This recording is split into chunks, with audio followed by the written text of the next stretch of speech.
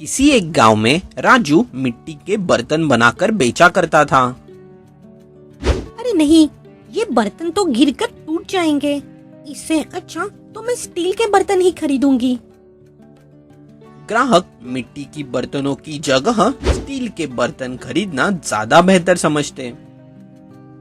राजू को व्यापार में कुछ खासा मुनाफा नहीं हो पा रहा था। राजू की माँ घर पर खाना बनाया करती थी।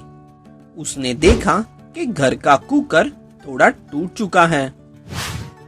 कल नया कुकर ले आना अपनी दुकान से। पुराना कुकर पूरी तरह से टूट चुका है, ठीक है? रसोई में जो भी बर्तन लगते वो राजू अपनी दुकान में खुद बनाया करता था। कहीं से जोरदार बिजली कड़की। अरे इस वक्त बिजली, ये क्या चक्कर है? छोड़ो, मेरा कुकर तो बन गया। राजू के नए बनाए कुकर पर अब उसकी माँ खाना बनाने लगी। अरे माँ, ये क्या इतना सारा खाना? आपको तो पता है हमारे पास कितना कम राशन है। इतना सारा खाना बनाएंगे तो महीने भर तक नहीं चलेगा। रोज की तरह ही थोड़ा सा बनाया था, पता नहीं इतना ज्यादा कैसे बन गया।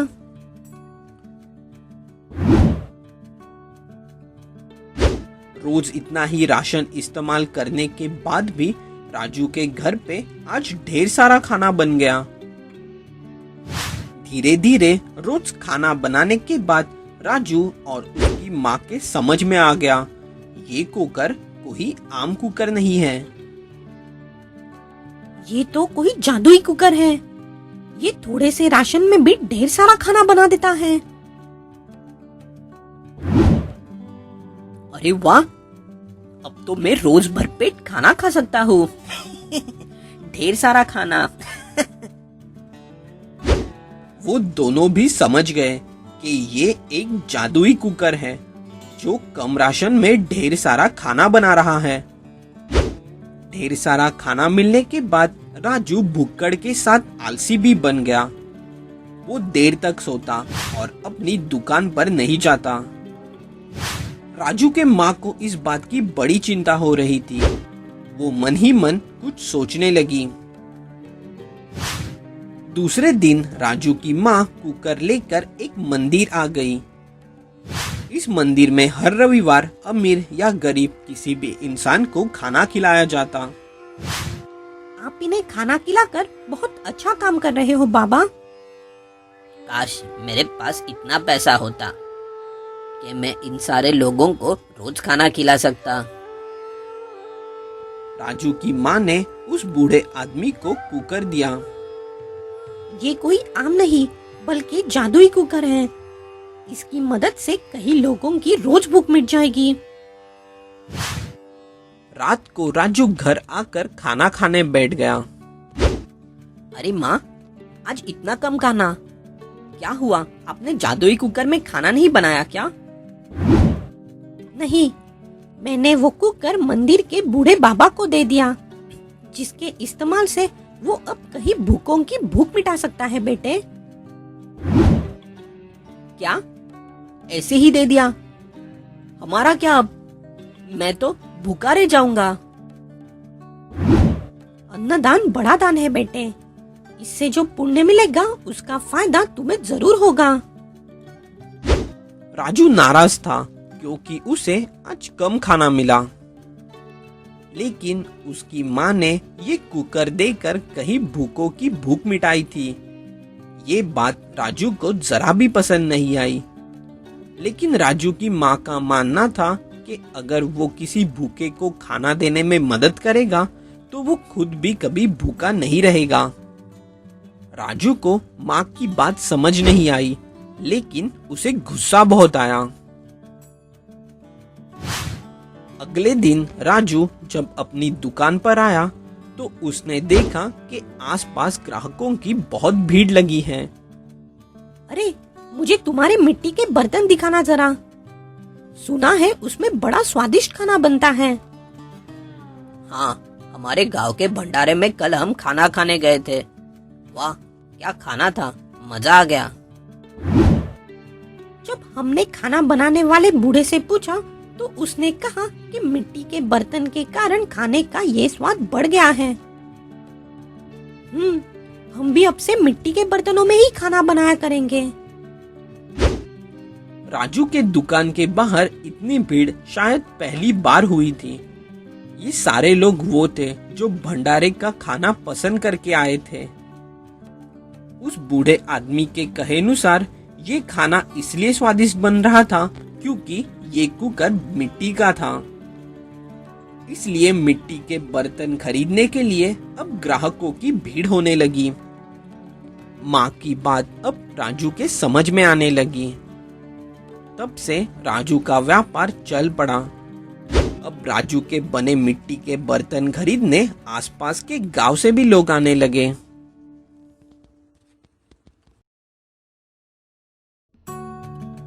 भोला नाम का एक गरीब आदमी आलू बेचा करता था। आलू ले लो, आलू सस्ते और अच्छे आलू ले लो, ले लो। भोला को आलू खरीदने के लिए ग्राहक भी ठीक ठाक मिल जाते हैं, लेकिन उसके लिए उसे बड़ी मेहनत करनी पड़ती। अपने आलू की गाड़ी को धक्का देकर भोला एक गांव से दूसरे गांव ले जाता। एक बार की बात है, किसी गांव में भोला आलू बेच रहा था। आलू ले लो, आलू सस्ते और अच्छे आलू ले लो, ले लो। इस गांव में उसे हमेशा ज्यादा ग्राहक मिलते हैं। आलू खरीदने की भीड़ देखकर वहां के एक सब्जी वाले को बड़ा गुस्सा आया।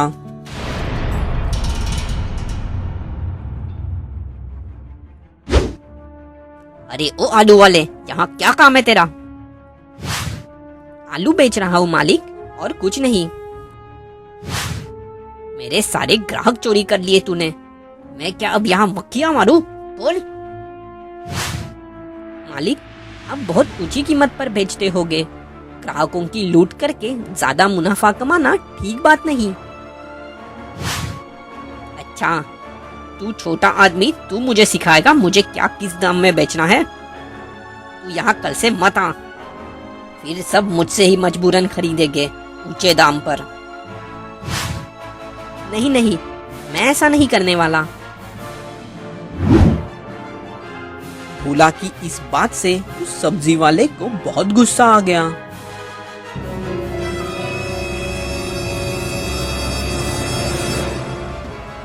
उसने गुस्से में भोला को मारना शुरू कर दिया। फिर उसने भोला की आलू की गाड़ी भी ढकेल दी। भोला के सारे आलू गिर गए।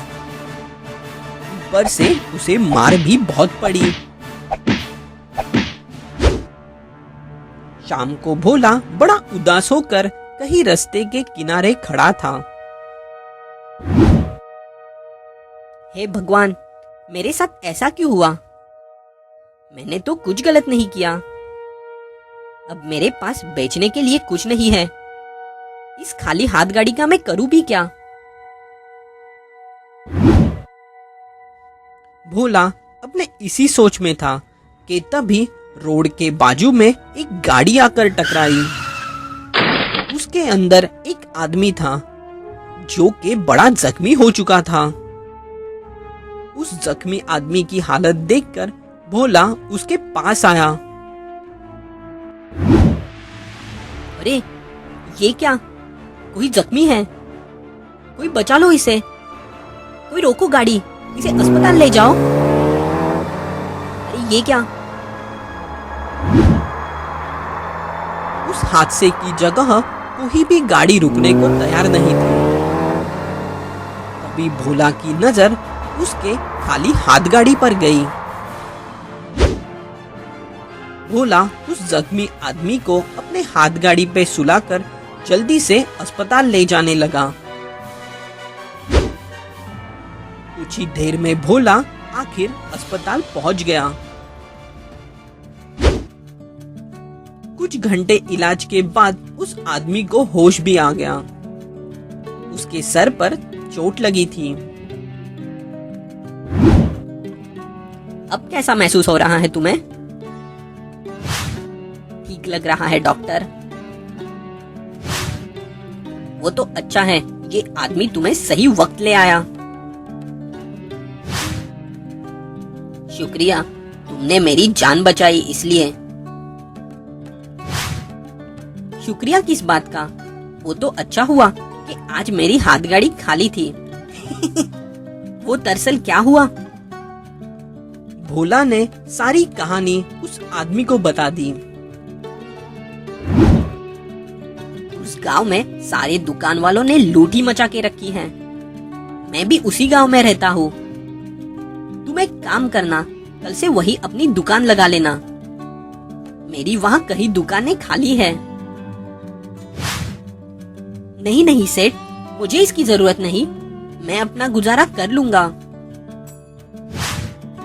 देखो, तुम दुकान लगाओगे तो बाकी ग्राहक भी लूटने से बच जाएंगे। तुम्हारे साथ उनका भी तो फायदा होगा।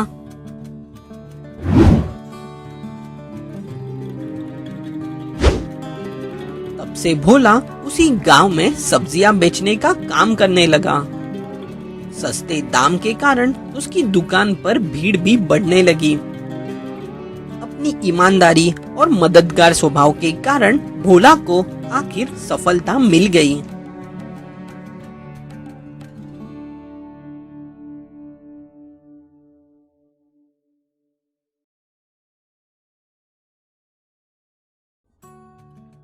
किसी एक गांव में रामू नाम का किसान रहता था, जो कि आज खेत में बीज बोने का काम कर रहा था। बीज बोने का काम तो मैं कर रहा हूँ, अब बस इंतजार है बरसात का। लेकिन शायद रामू की किस्मत खराब थी। रामू बीज बो के बरसात की राह देखता रहा। कई दिन बीत गए, लेकिन बरसात नहीं हुई, जिससे रामू बड़ा दुखी हो गया। अरे ये क्या, बरसात तो हुई नहीं। मेरा सारा अंदाजा गलत हो गया। सारे बीज बेकार हो गए। अब शायद अगले हफ्ते जरूर बरसात होगी। मुझे फिर से बीज बोने होंगे। अपने खेत और बारिश की चिंता में डूबा रामू नाराज होकर वहां से चला गया। खेती करने के लिए नए बीज खरीदने होंगे, उसके लिए पैसा चाहिए। सारी आमदनी तो बीज बोने में ही खर्च कर दी। फिर से नए बीज लगाने के लिए अब रामू के पास पैसे ही नहीं बचे थे, इसलिए वो बड़ी चिंता में था। रामू चलते चलते आखिर एक साहूकार के घर आ गया। साहूकार का नाम लाखा था, जो कि बड़ा ही लालची था। अरे आओ रामू आओ, आज यहाँ कैसे? वो साहूकार जी थोड़ी सी चिंता में था। हाँ हाँ, पैसे चाहिए होगे। क्यों? वरना रास्ता भूलकर यहाँ थोड़ी ना आते। जी, वो इस बार बरसात ही नहीं हुई, सारे बीज बेकार हो गए, इसलिए पैसे चाहिए थे अगली बार खेती करने के लिए। दे दूंगा, लेकिन तुम्हारा खेत गिरवी रखना पड़ेगा। क्या? ठीक है, याद रखना, पैसे नहीं लौटाए तो सारा का सारा खेत हड़प लूंगा।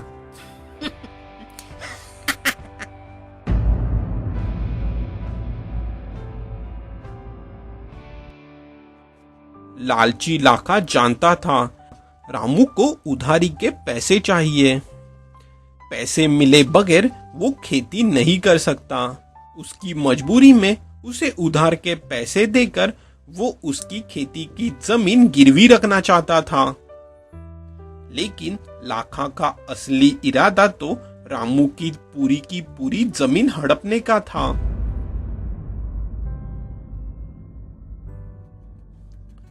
साहूकार लाखा से उधारी लेकर रामू ने खेती शुरू कर दी। रामू बड़ी मेहनत कर रहा था। बरसात भी ठीक ठाक हो रही थी। धीरे धीरे रामू की मेहनत रंग लाने लगी। खेत अब हरा भरा हो गया। अब रामू बड़ा ही खुश था।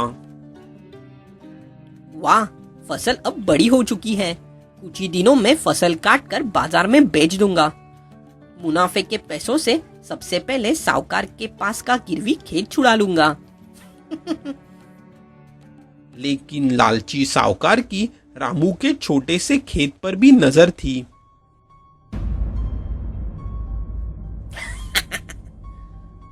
ना ये फसल रहेगी, ना रामू को मुनाफा होगा, ना ही वो मेरी उधारी के पैसे दे पाएगा।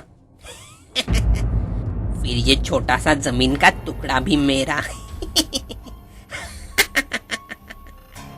दुष्ट लाखा ने रामू के खेत के फसल को आग लगा दी। रात भर में सारी फसल जलकर खाक हो गई।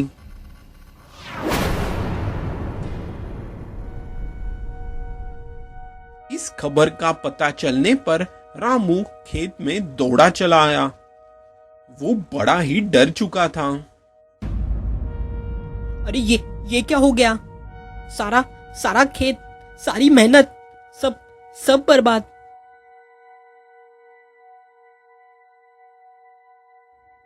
अब कुछ नहीं बचा। हाय रे मेरी किस्मत।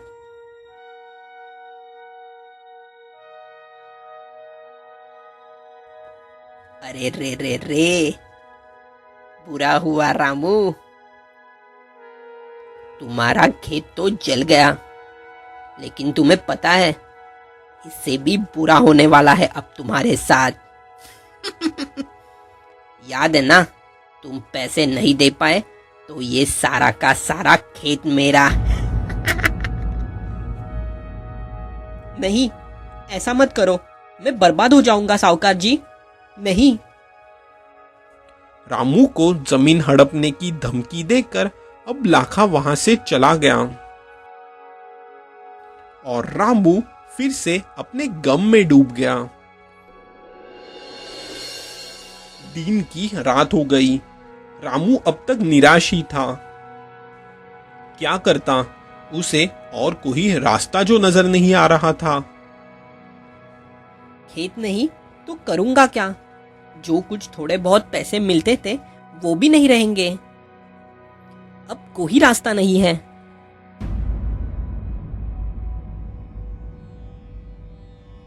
नहीं, मैं हार नहीं मानूंगा।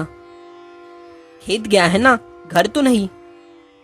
मैं खेत की जगह इस छोटे से घर के आंगन में ही खेती करूंगा। एक वक्त का खाना खा के जी लूंगा, लेकिन हार नहीं मानूंगा।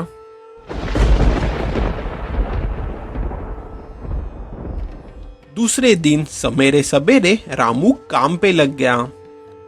आंगन में खेती करने का फैसला करके उसने काम की शुरुआत कर दी।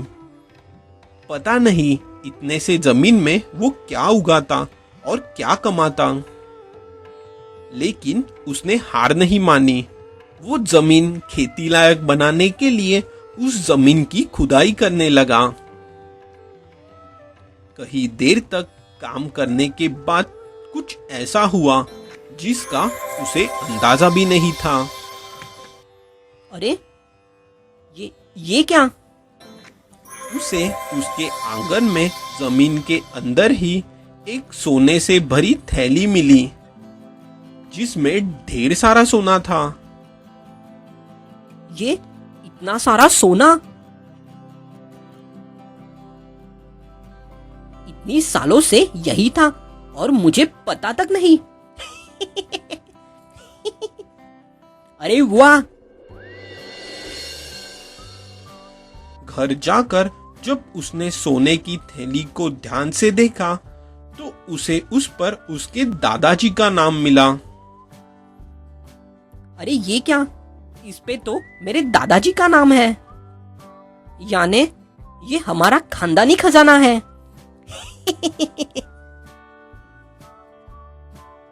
रामू की किस्मत ने आखिर उसका साथ दे दिया, लेकिन अगर वो हार मानकर कभी आंगन में खेती करने के बारे में सोचता ही नहीं तो ये खजाना शायद उसे कभी नहीं मिलता। रामू ने साहूकार को अपने पैसों के साथ साथ कई गरीब किसानों के पैसे भी लौटाए। मेहनत और लगन से अब अच्छे से खेती करके रामू अब एक बड़ा किसान बन गया।